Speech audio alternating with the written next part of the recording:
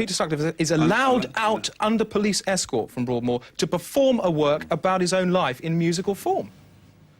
Welcome to WatchMojo UK, and today we're looking at the most outrageous moments from British TV shows. We're looking at specific moments and one-off programs, and won't be including entire programs widely regarded as offensive, so no Little Britain. I can't go to hell, I'm Jewish! Surrender your mortal soul, let life swallow you up whole! Before we begin, we publish new content every day, so be sure to subscribe to our channel and ring the bell to get notified about our latest videos. Number 20. Age Gap Love. Welcome to the hopefuls, people who said they'd do anything to get on television. Would you do anything to get on TV? If you would, you may have got the dubious honour of featuring on Channel 4's infamously anarchic 90s reality show, The Word. Were you on The Word? Yes. Were you in the I'd do anything to get on telly bit? Yeah. It became infamous for these segments in which willing members of the public did the most repulsive things you can imagine, all for their 5 minutes of fame.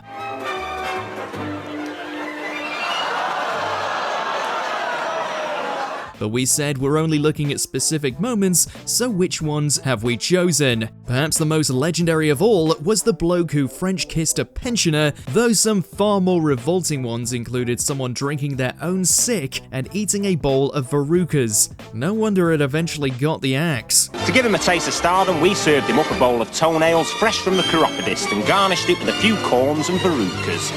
Bon appetit, Simon. Number 19. Norman Lamont. Very nice of you to recreate hamster teeth for me here. Julian Clary remains a beloved comedian who always has an exceptionally lewd one-liner at the ready, and this clip from the 1993 British Comedy Awards is a fine example. He was invited up on stage by Jonathan Ross to read nominations for the top television comedy personality, but began by making this outrageous joke about former Chancellor of the Exchequer Norman Lamont. As a matter of fact, I've just been fisting Norman Lamont.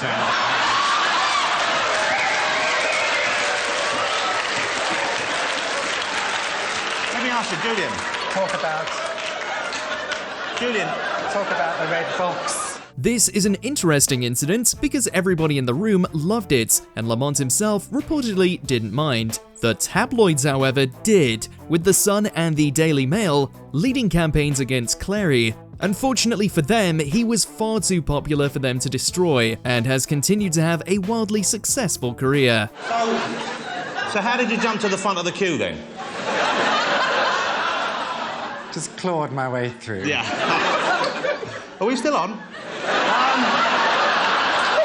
Number 18. The Feminine Woman. These people, both men and women, who often go under this misleading title of women's liberation, but who in fact want to liberate women from being women and to enslave them into masculine roles. This bizarre news item was resurrected by the Channel 4 documentary series It Was Alright in the 70s, and now we have the clips to revisit. In a fascinating precursor to modern tradwives, which users of social media will be familiar with, these women were advocating against feminism, wanting women to stay at home and remain devoted servants to their husbands. They positively encourage effeminate men and masculine women in their obsession for equality and unisex. They were horrified particularly by the idea of women playing sports, aghast at the thought that any woman might choose not to be as feminine as possible all the time. Trousers, work, having any ambitions loftier than giving your husband as many children as possible? Not for these ladies. I wonder why you get so upset about women demanding equality. It's not feminine. They want to be equal with the men. Well, it's not meant to be. Number 17. The Battle of Orgrave. And the police said it wasn't a picket, it was a riot. They said they'd never seen anything like it.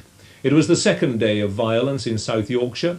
Mrs. Thatcher said there was an attempt to substitute mob rule for the rule of law. The outrage over this was well deserved, with the BBC finding itself in very hot water indeed. Or perhaps the water wasn't hot at all, since it was the miners' strike they were reporting on. Come on, go. No way. Listen, whoa. No way. Listen, no way. You're blocking a football. Right, arrest him, then he's under arrest. In June 1984, picketing miners in Orgrave, Rotherham clashed with South Yorkshire Police, a force known for exercising unnecessary violence throughout the 80s. But when the time came for the BBC to report, it selectively edited the scenes showing miners fighting with the police and then the police charging at them on horses.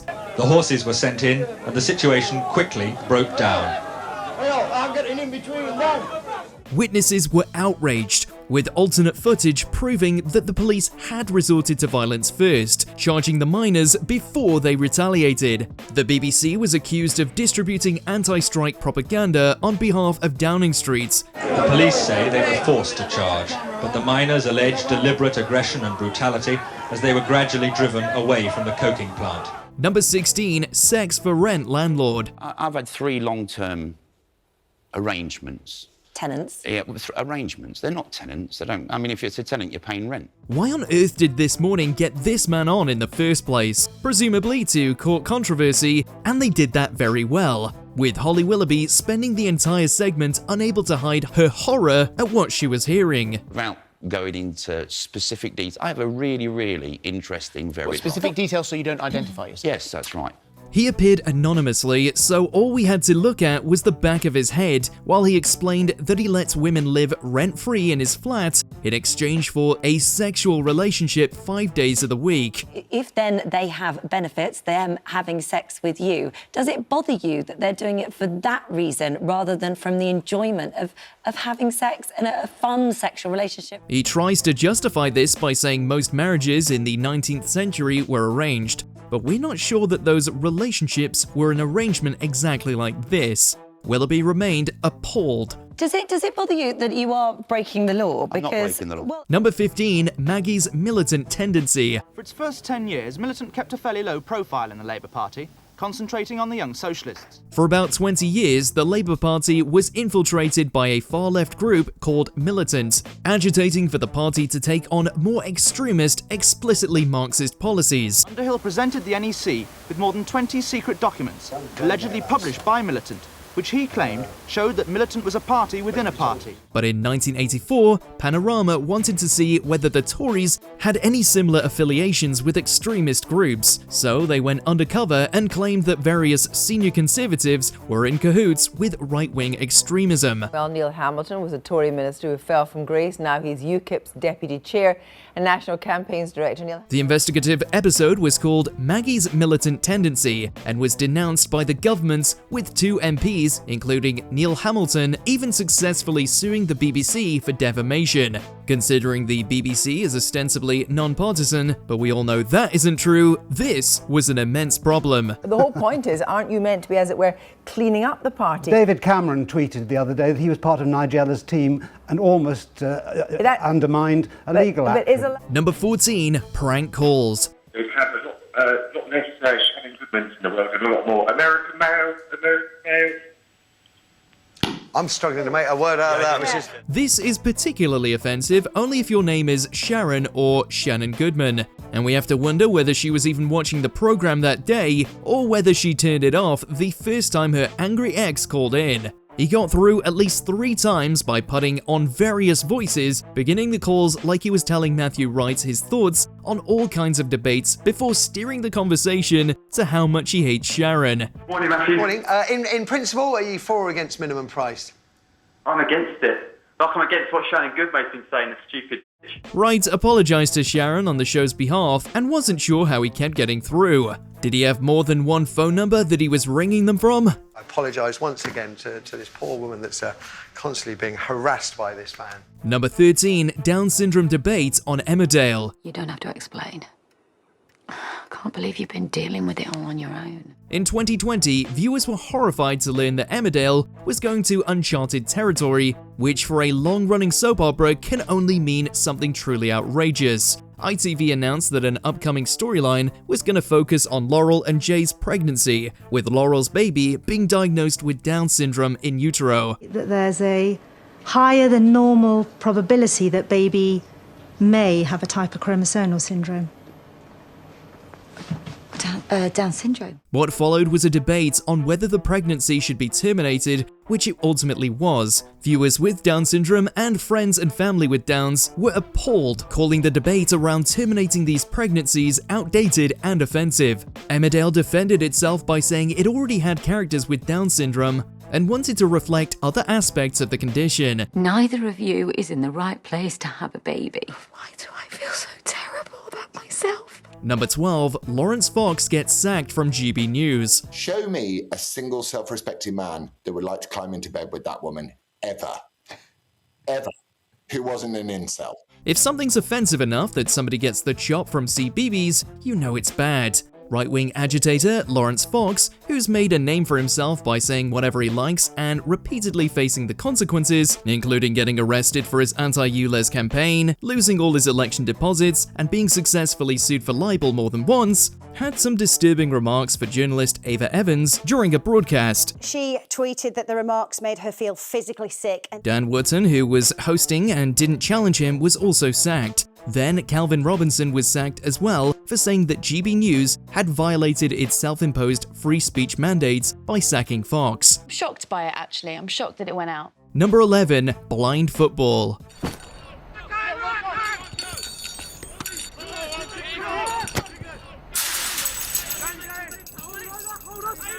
There's certainly a case to be made for whether gambling ads should be allowed in the first place and why they haven't gone the same way as cigarette advertising. But regardless, we still have them, and they're always trying to grab your attention to ensure you place your bets with them and not some other bookmaker. In 2010, this advert went out showing a blind football team practicing ahead of the real-life World Blind Football Championships that year. Paddy Power can't get Tiddles back, but we can put the smile back on your face. The footballers get confused and accidentally kick a cat, rather than the ball, across the pitch. We Brits do love our animals, so the idea of a cat coming to any harm at all led to over 1,000 Ofcom complaints. Number 10, the Sex Pistols versus Bill Grundy. They are punk rockers. The new craze, they tell me. In 1976, Queen were meant to be appearing on Today, but unexpectedly dropped out. At such short notice, the Sex Pistols, still totally maligned by establishment figures with the punk rock movement only in its infancy, were drafted in. You see, they are as drunk as I am. They are clean by comparison. They are a group called the Sex Pistols. They turned up drunk and scruffy, but Grundy was apparently even drunker. He's always denied that, but Steve Jones was convinced. He goaded them into swearing during the recording, which a lot of people believed was the first time the F word was used on television. Are you worried or are you just enjoying yourself? Enjoying myself. Are you? Yeah. That's what I thought you were doing. It wasn't, but the mud stuck and Grundy ended up suspended for 2 weeks, with the entire show and his career ending soon after. We'll meet afterwards, shall we? You dirty son. You dirty old man. Number 9, Piers Morgan on Meghan Markle. And I understand that you don't like Meghan Markle. You've made it so clear a number of times on this programme. Well, it seems like a lot of GMB viewers agreed with him and weren't too put off by his endless rants. He did eventually remove himself from the programme after getting into a spat. But yet you continue to trash her. Okay, I'm done with this. No. Sorry, no. Sorry. Do you know what? That's pathetic. You can trash me, mate, but not my own stuff. No. He got over 57,000 complaints for his comments, particularly because the Duchess of Sussex was talking very candidly about her mental health and the strain of both the royal family's strict rules and the constant tabloid intrusion into her personal life. Sorry. This is absolutely diabolical behaviour. Piers was meant to be advocating for more empathy and mental health awareness, and then accused Meghan of being a liar for talking about her own problems. He was slated by mental health charities over this. Following discussions with ITV, Piers Morgan has decided now is the time to leave Good Morning Britain. Number 8, Carol Thatcher's favourite jam.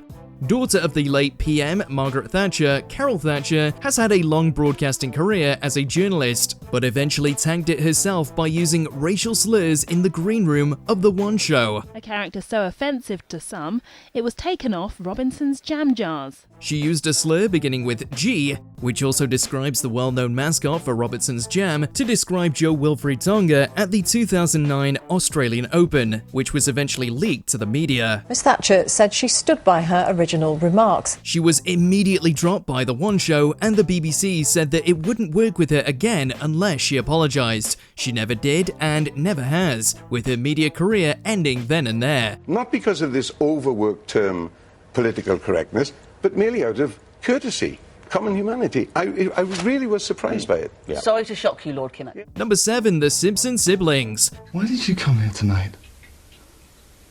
To see Mum and Dad. Say hello. Right, after 6 months you suddenly turn up out of the blue. Possibly the most outlandish soap opera of them all, even Channel 4 knew it had crossed a line when this storyline began. After an age of simmering tension between Nat Simpson and his older sister Georgia, the situation took a disturbing turn when it was revealed that they were in an incestuous relationship. This ran throughout '96, with viewers horrified but unable to look away. Eventually though, the backlash got too much, with the Independent Television Commission ordering an apology from Channel 4, something the channel doesn't usually give out. The Simpsons slowly faded away and, thankfully, disappeared in the aftermath. All we're saying is if you two are going to live under the same roof, then your mother and I will have to move out, or else you two are going to have to bury the hatchet. Number 6, Frankie Boyle on the Queen. What the Queen didn't say in her Christmas message. We could put any Frankie Boyle joke on this list, because practically every single one he ever made caused outrage among a certain type of person, not to mention ruffled feathers at the BBC. Even Mock the Week was too tame for him, and he eventually left over disagreements about his lurid material not making it into the episodes. I've had a few medical problems this year. I'm now so old that my p***y is haunted. Despite those restrictions, he still managed to get this infamous joke about the Queen past the censors. Some people say that this joke got him blacklisted by the BBC, though that ultimately hasn't been true, but it certainly pushed a lot of boundaries. Give her a state funeral, because a lot of people will want to pay their last respects, and a lot more people will want proof that she is really dead. His jokes about Thatcher also crossed a few lines and made a stir. It'll be the first time that the 21 salute shoots the coffin.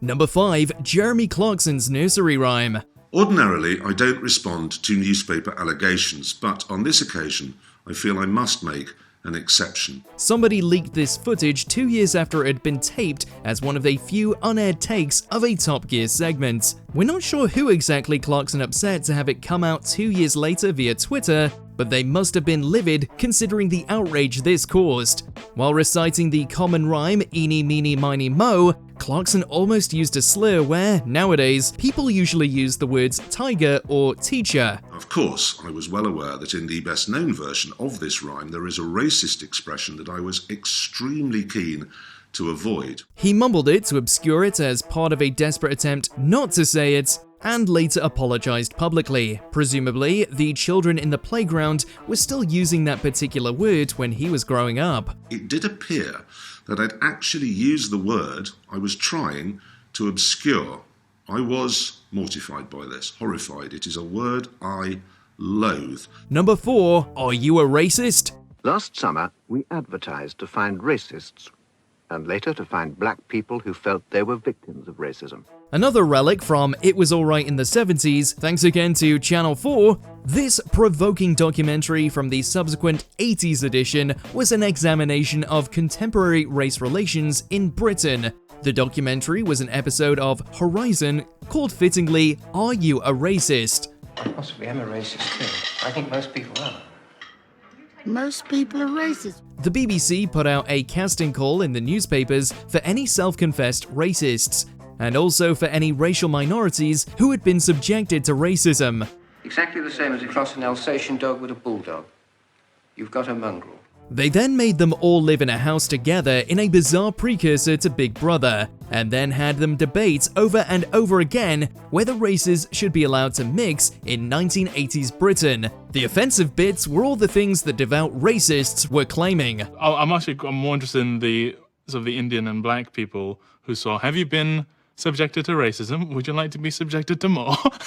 Number 3, Brass Eye's last episode. If you show this picture to a paedophile, they'll actually try and attack it in an attempt to reach the child. Every episode of Brass Eye is controversial, of course, with musical numbers about Myra Hindley and jokes about a woman giving birth to a 2-foot-tall testicle.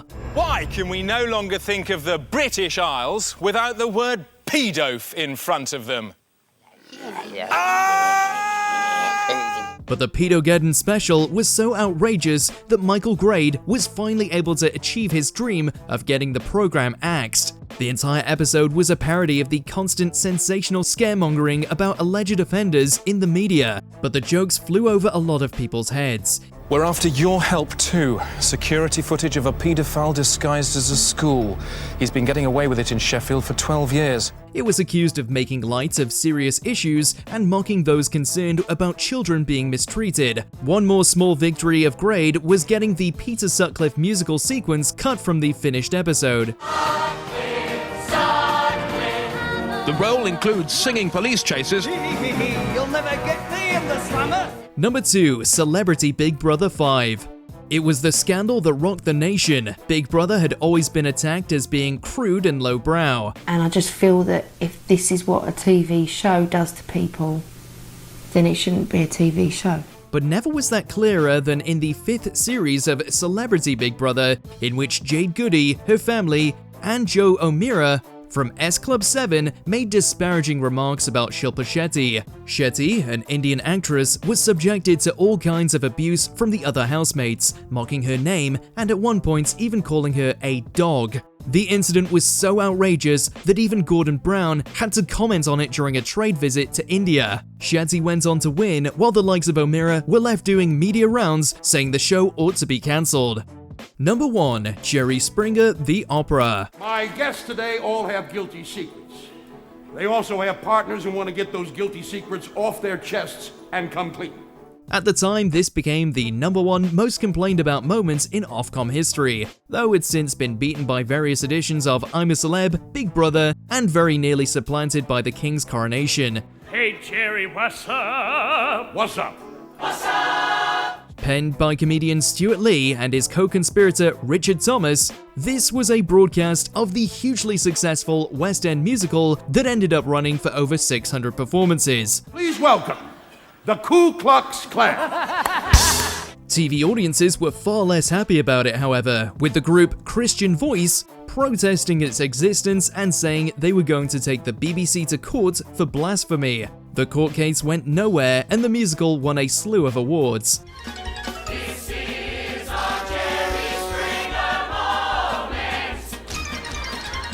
Let us know in the comments if you've ever complained to Ofcom, or if you have better things to do with your time.